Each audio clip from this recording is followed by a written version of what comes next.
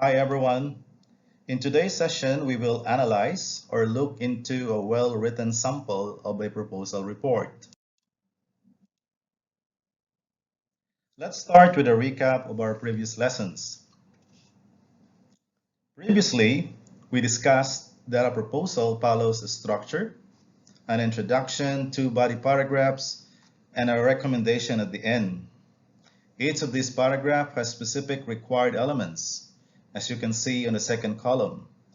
But I would like to emphasize on those specific components in the body paragraphs, particularly the supporting or middle sentences.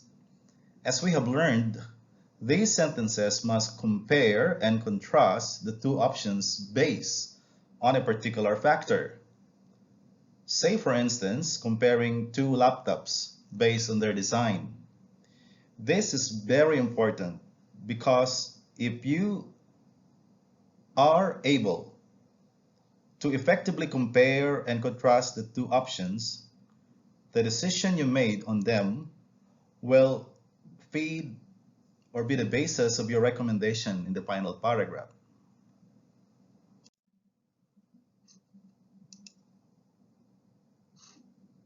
Having said that, it is imperative that the notes that you take and classify as similarities and differences must be accurate so that when you feed those information from your notes to your body paragraphs, eventually, the recommendation that you would have to put forward would be a product of an informed or intelligent decision.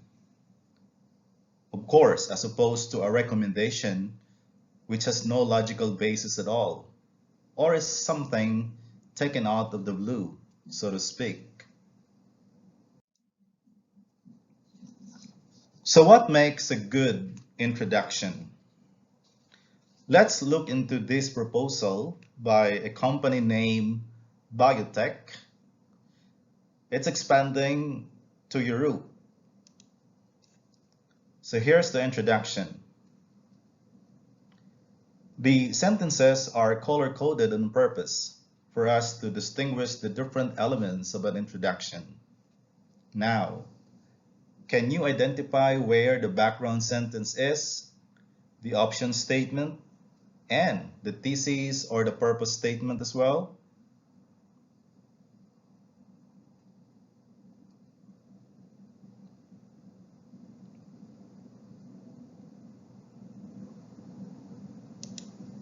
You're correct. The one that is highlighted in green is the background statement. It contains an explanation on the rationale or the reason behind this proposal is written. As you can see in the sample introduction, there are two sentences for that purpose. One that is a more of general rationale and the second a more specific rationale for the company. The one that is highlighted in yellow is the option statement that indicates the two options considered for this proposal. And these are the two cities in Scotland, Glasgow and Edinburgh. And the thesis statement or the purpose statement explains the purpose and the basis for the recommendation. And as mentioned, there are two bases in the comparative analysis, and that would be in terms of workforce and in terms of premises or facilities. Moving on, let's now examine the elements of one of the body paragraphs of this proposal. Can you identify where the topic sentence is? How many similarities do you see? How many differences are there? Where is the concluding sentence?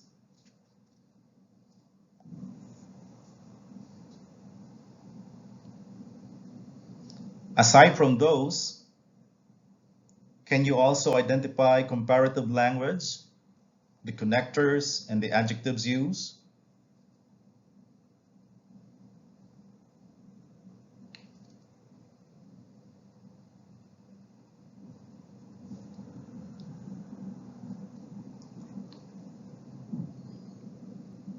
All right, let's see if your answers are correct. So the one highlighted in green is the topic sentence. It states the factor that the options are to be compared of. So in this topic sentence, they are to be compared of in terms of workforce, and that's in the heading, and reflected, of course, in as the keyword in the topic sentence, the main idea there in the topic sentence. The one that is highlighted in yellow is a similarity.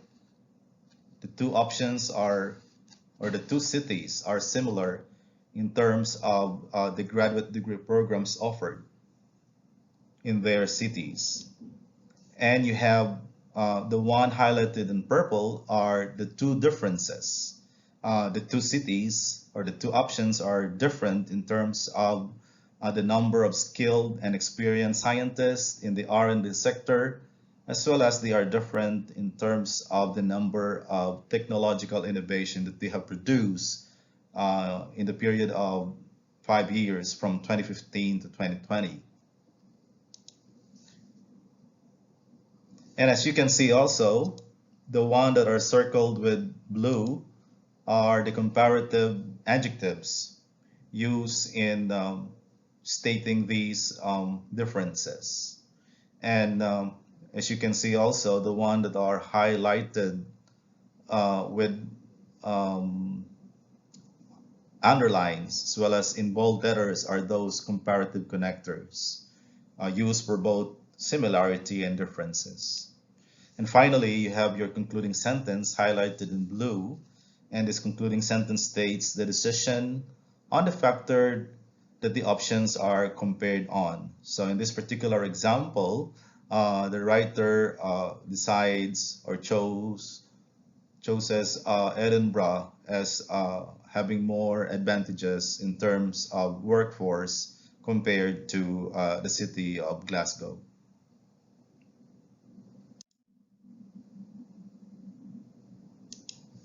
All right, now moving on, let's move down to the recommendation. Can you figure out where the CER and the NCA are? The CER is the acronym for Claim, Evidence, and Reason, and the NCA is the acronym for the next course of action. Do you know where they are? Can you figure out where they are?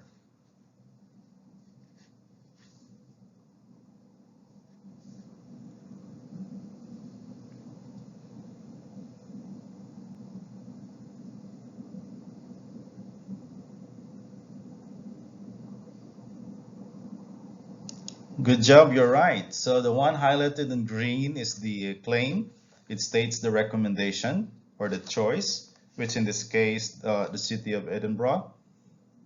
The one highlighted in yellow is the evidence, which summarizes the decision made and factors in the body paragraphs. And as you can see, it summarizes the fact that Edinburgh is better in terms of the workforce and in terms of facilities.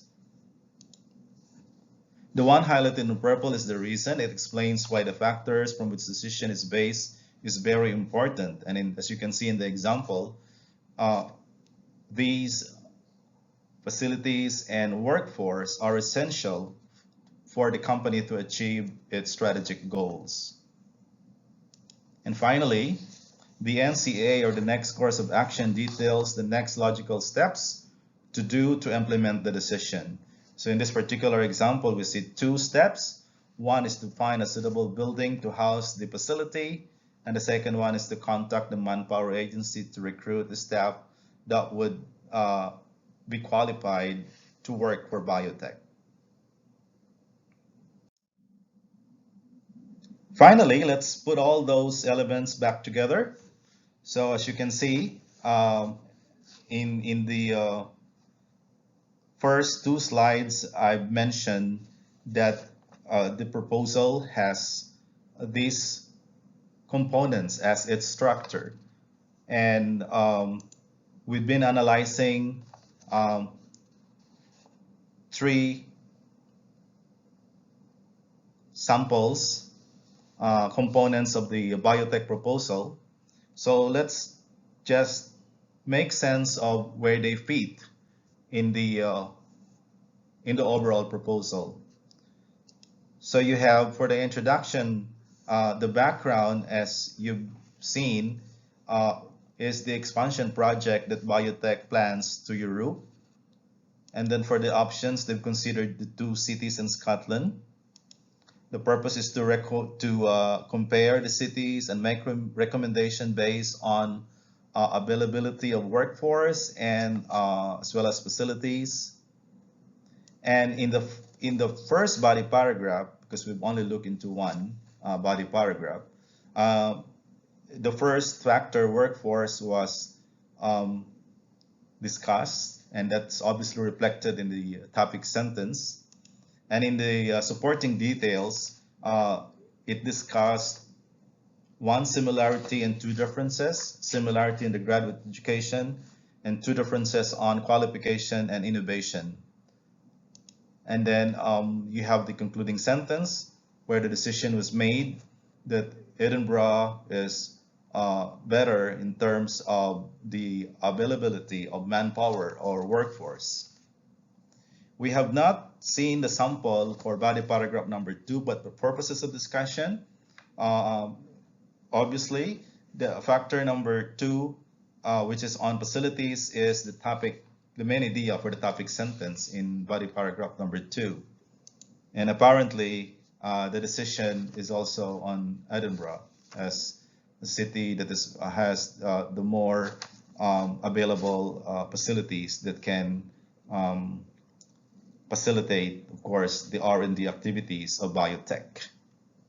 And then finally, in the recommendation, we've seen that the claim was a recommendation in favor of Edinburgh, and then the evidence presented on workforce and facilities, and then the reason justifying why these two factors are considered in the comparative analysis. And then finally, the NCA, one is to find the building, and second, to recruit staff. All right? So that wraps up the biotech proposal. All right. So what do we need to do before the next BBB session? Let me give you the rundown. First, access week 7, session 2, book under weekly lessons tab of your EL 5002 Moodle page. And read the second body paragraph of biotech proposal report. Answer all questions in part 1 and 2, and be prepared to share your notes, your answers during the breakout sessions of your next BBB class.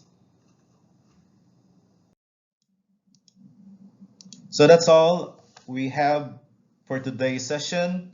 Thank you for your attention and stay safe.